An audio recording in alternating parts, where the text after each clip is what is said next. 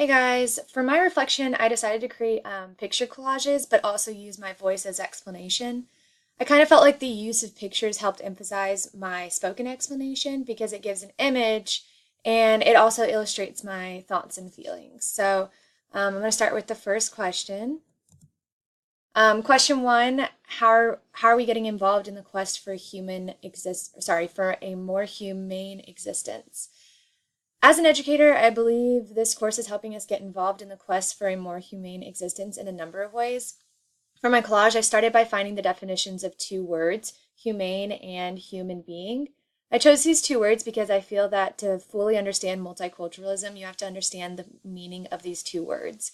So for human being, it's defined as a man, woman, or child of the species Homo sapiens, distinguished from other animals by superior mental development, power of articulate speech, and upright stance.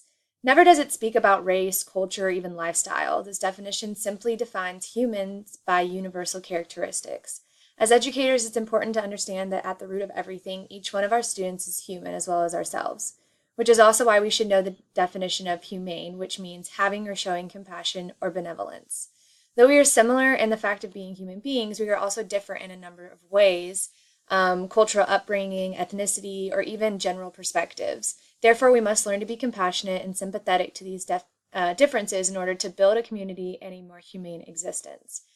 After becoming educated in these terms and exploring our own cultural identity, we are getting involved by reading texts that challenge our own perspectives of the world.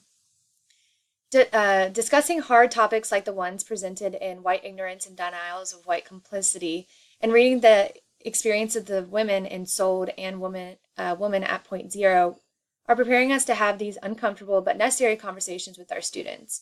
We're getting involved by bringing different cultural perspectives to our classrooms and accepting that they might be different from our own. That is why I have the pictures of the two women discussing the book and the children of different ethnicities sitting at the table with the white teacher, and the woman showing the Chinese artifact to a student who may have a different cultural upbringing. By introducing different cultures to our students, we are opening the door for them to embrace different cultures, traditions, beliefs, and so much more, which is why I chose the pictures of people around the world holding hands and kids holding up a sign that says "Embrace Diversity." All right, question 2. How do these stories aid in our own struggle against oppression, whatever form that takes? In the two novels that we've read so far, Sold and Women at Point Zero, the lead female characters are met with female oppression. Extreme situations such as prostitution, abuse, and human trafficking are only some of the oppression issues that they have had to experience. In some ways, I feel that their stories aid our struggles by making ours seem less significant. Personally, I've never experienced female oppression. However, I know that it exists in places such as the workplace where gender or race can keep someone from getting a job. But I know that there is a very slim chance that I would ever experience the oppression that these women experience. I suppose another way of thinking about it is by seeing how the two female characters' struggles could help us realize how far the Western society has shifted their ways over the years. Nevertheless, both of these stories help bring into perspective that there is a struggle to end women oppression across the world, regardless of if we experience oppression like described in the novels or in the article we read in the course like From Borders to Bridges. Each experience and story aids in our mission to end oppression. Not just oppression of women, but of race, of culture, and many others. As the author of Woman at Point Zero says in part 2 of the video we watched, we need to connect.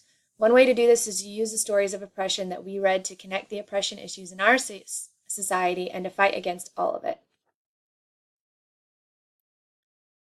All right, and then question 3. What transcends boundaries, barriers? When I think of what we have learned and what we will continue to learn, I think there are 3 main things that can transcend boundaries: knowledge, acceptance, and compassion. Acceptance and compassion are necessary in order to have an open mind to the differences that every human possesses.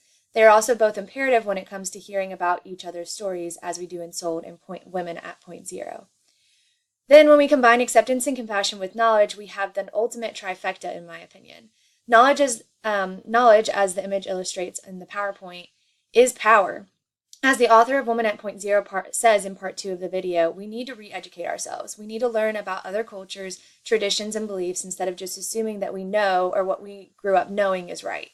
Once we know, we can fight back. Once we have acceptance, compassion, and knowledge, we can start to transcend boundaries of race, culture, gender, and so much more.